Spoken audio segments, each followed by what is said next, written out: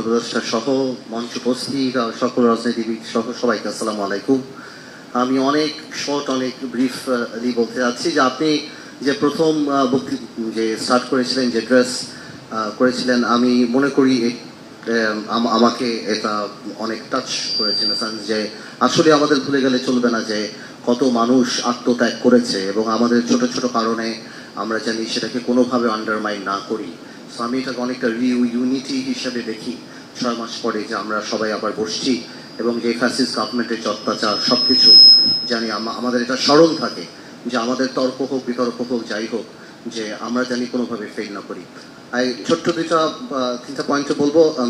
আমার ছোট ভাই নূরের কথা ধরে আমি আমার জায়গা থেকে মনে করি যে স্থানীয় নির্বাচন, আপনি যেটা প্রথমে বলেছিলেন যে বাস্তবমুখী হতে হবে, স্থানীয় নির্বাচন দিলেই 4,490টা ইউনিয়ন পরিষদে আওয়ামী লীগের ফ্যাসিজম আস্তে করে বের হয়ে আসবে এবং সেখানে প্রচন্ড লেভেলে গ্রাউন্ড রিয়ালিটিতে যে মারপিট হবে এবং সেই ক্ষেত্রে জাতীয় নির্বাচন ইভেন কি একটা সিভিল ওয়ার হয়ে যেতে পারে। এটা আমি প্র্যাকটিক্যালি আমি আমার জায়গা থেকে বলছি।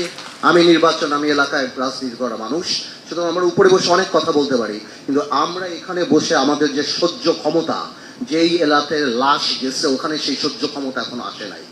এই যে আওয়ামী লীগ হঠাৎ করে একটু বের হয়ে আসবে, ইউনিয়ন পরিষদের নির্বাচন আপনারা জানেন কত রক্তক্ষয়ী হয় এমনিতেই, সেখানে যদি আপনি দিয়ে দেন দেখুন একটা সিভিল ওয়ারের দিকে চলে যাবে। এটা কিন্তু বাস্তব কথা, একটা কথা।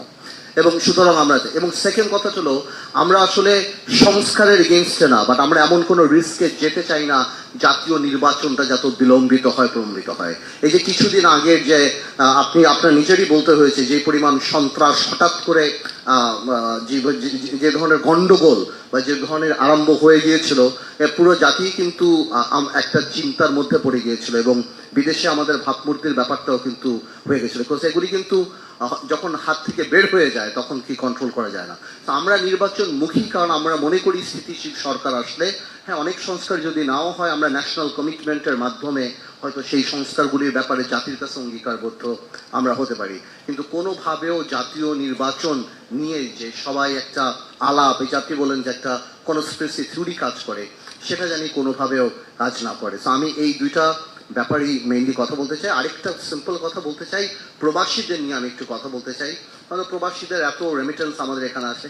আপনি সংবিধানে দেখবেন আর্টিকেল 66 বলা যে বিদেশি পাসপোর্ট পেলে কেউ নির্বাচন করতে পারবে না। আই ডোন্ট হ্যাভ আ বিদেশি পাসপোর্ট, আমার নেই, কিন্তু আমি বুঝি যে অনেক মানুষই রেমিটেন্স পাঠায়, তাদের নামটা মানবিক বিরোধী অপরাধের মানুষদের সাথে রাখা, নৈতিক শৃঙ্খলাজনিত অপরাধ না। পাসপোর্ট নেওয়াটা তো কোনো ক্রাইম হতে পারে না, এটা ডিবার হতে পারে না। আমার মনে হয় যে ইনক্লুসিভ হওয়া উচিত, সেখানে কোনো একটা প্রভিশন যদি আপনারা, আমি এখানে বলছি যাতে করে এটা সবাই অন্যান্য দলরাও জানতে পারে, যদি ইনক্লুসিভিটি মিনি করি আমরা, তাহলে আমি মনে করি এই জায়গাটাতে আমাদের টাচ করা উচিত।